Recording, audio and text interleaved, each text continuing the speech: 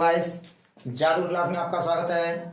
तो आज हमारा टॉपिक रहेगा रेखीय आवर्धन किसे कहते हैं। पिछली वीडियो में हमने आपको पढ़ाया था UVF में संबंध उत्तल दर्पण के लिए तथा अवतल दर्पण के लिए। तो आज हम पढ़ाएंगे रेखीय आवर्धन, सूत्र बताएंगे, इसकी पूरा डेरिवेशन करेंगे। तो रेखीय आवर्धन होता क्या है?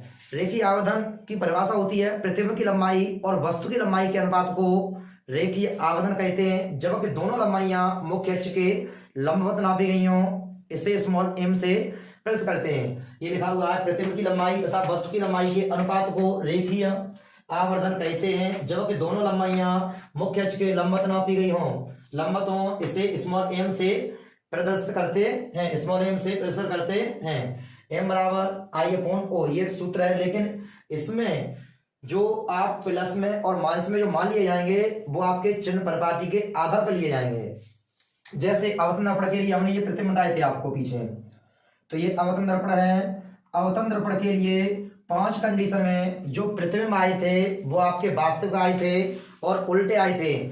एक कंडीशन में केवल प्रतिबिंब क्या आया था? आभासी आया था। आभासी था वो दर्पण के पीछे बनते हैं, वो आभासी होते हैं। दर्पण के सामने बनते हैं, वो आपके वास्तविक होते हैं। और उत्तल दर्पण के लिए जो प्रतिबिंब आए थे 2 कंडीशनों में प्रतिबिंब कैसे आए थे? आभासी। तो यहाँ जो वास्तविक थे यानी प्रतिबिंब सामने बने थे उनकी दूरियां हम कैसी ली थी उन्होंने अपने माइनस में, और जो आभासी प्रतिबिंब थे उनकी दूरियां लेते हैं प्लस में, क्योंकि बाईं तरफ की जो दूरियां होती हैं वो ऋणात्मक होती हैं और दाईं तरफ की जो दूरियां होती हैं वो धनात्मक होती हैं। उसके बाद में मुख्य अक्ष से जो ऊपर की दूरियां थी वो धनात्मक थी और मुख्य अक्ष से नीचे की दूरियां थी वो आपकी ऋणात्मक थी। तो यहाँ पर न्यूमेरिकल के लिए पूछ लिया जाता है कि जब प्रतिबिंब वास्तविक होता है तो आवर्धन कैसा लेते हैं। तो जब वास्तविक प्रतिबिंब होगा तो ये सामने बनेगा, दर्पण के सामने बनेगा यानी बाईं तरफ बनेगा, और बाईं तरफ बनेगा तो आवर्धन किस में लिया जाएगा? माइनस में।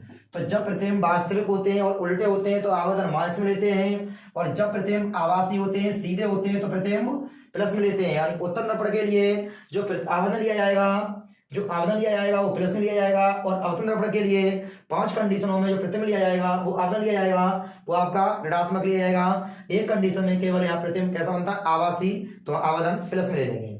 तो ये बहुत इंपॉर्टेंट चीज है। जब प्रतिबिंब आपके वास्तविक होंगे तो आवर्धन ऋणात्मक होगा और आभासी होंगे तो आवर्धन धनात्मक होगा। तो यहाँ पर आप डेरिवेशन करते हैं स्टार्ट। तो ये क्या है? आपका अवतल दर्पण है, ये इसकी मुख्य अक्ष है, ये आपका ध्रुव है, यहाँ पर ये वक्रता केंद्र है और ये फोकस है।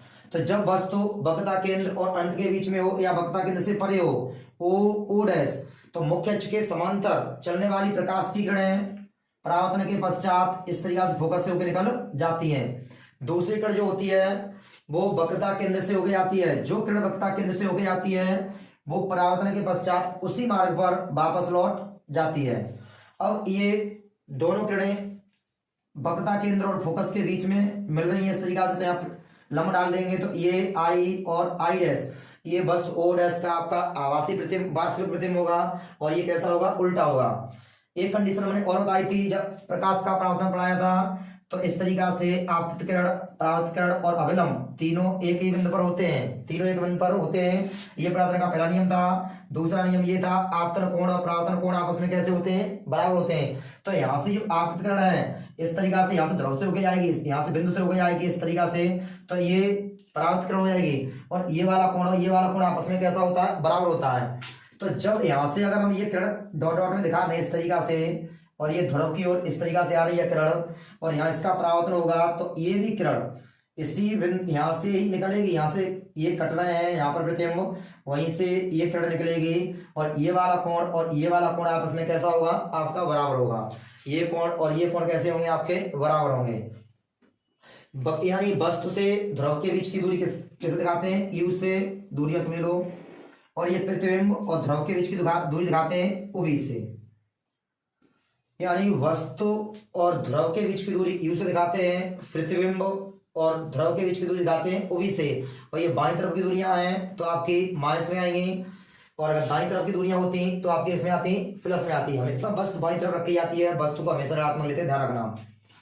और ये आपका वस्तु है तो वस्तु की दूरी को हम इस तरीके से लंबाई को O से भी दिखा सकते हैं, और ये प्रतिबिंब की जो लंबाई है I डैश, इससे I से भी दिखा सकते हैं, या हम ऐसे कर सकते हैं इसकी लंबाई को हम Y1 से दिखा देंगे तो इसको दिखा देंगे हम बाई 2 से, कोई दिक्कत नहीं है।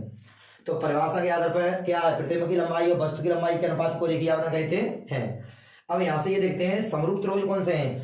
ओ डैश आई, यानी ये वाला कोण, ये वाला कोण, ये वाला कोण आपस में बराबर है। तो त्रिभुज ओ डैश पी ये पूरा समरूप होगा, ये वाला पूरा, ये त्रिभुज और आई डैश पी ये कोण आपस में बराबर हैं। और यहाँ पर ये कोण जब आपस में बराबर होंगे तो ये वाला जो हमारा त्रिभुज होगा वो कैसा हो जाएगा, आपका समरूप हो जाएगा। तो त्रिभुज ध्यान रखना ओ डैश फी तथा त्रिभुज ये ओ डैश फी ये वाला पूरा ये, और त्रिभुज आई डैश पी ये वाला कोण, ये वाला त्रिभुज, ये दोनों त्रिभुज कैसे हैं, आपस में समरूप हैं। त्रिभुज आई डैश पी समरूप है। समरूप की कंडीशन लगाओगे, लंब वट्टे लंब, आधार वट्टे आधार। तो ये ओ डैश ये लंब है, इसके लंब कितना है आई डैश बराबर आधार कितना है ओ फी, ये पूरा होगा ओ पी बट्टे इस ये वाला जो त्रिभुज था आई डैश, इसका आधार कितना है आई फी। तो ये हो जाएगा आपका ओ डैश बट्टे आई डैश बराबर ओपी बट्टे आई पी। लेकिन हमारी परिभाषा के आधार पर क्या है, प्रतिबिंब की लंबाई ऊपर है, वस्तु की लंबाई नीचे है। तो यहाँ पर ये ऊपर वस्तु की लंबाई है, नीचे प्रतिबिंब की लंबाई है, तो इसे ऊपर कर देंगे, इसे नीचे, इसे ऊपर, इसे नीचे। तो यहाँ आएगा आपका आई डैश बट्टे ओ डैश बराबर आई पी बट्टे ओ फी। तो आई डैश कितना है y1, लेकिन ये मुख्य अक्ष के नीचे दूरी है, तो ये किसमें लेंगे, यहाँ पर माइनस के y1 ओ डैश ये मुख्य अक्ष से ऊपर की दूरी है, किसमें लेंगे प्लस में y2 बराबर आई पी कितनी है OB, लेकिन ये बाईं तरफ है, माइनस में आएगी OP किसमें ये U है, लेकिन किसमें आएगी माइनस में, तो U माइनस और माइनस काट देंगे। तो यहाँ प्रतिबिंब की लंबाई यहाँ से हम दिखा सकते हैं माइनस के y1 बट्टे y2 बराबर OB अपॉन U, ये माइनस से इधर भी लगा सकते हैं। तो y1 बट्टे y2 बराबर OB अपॉन U माइनस का।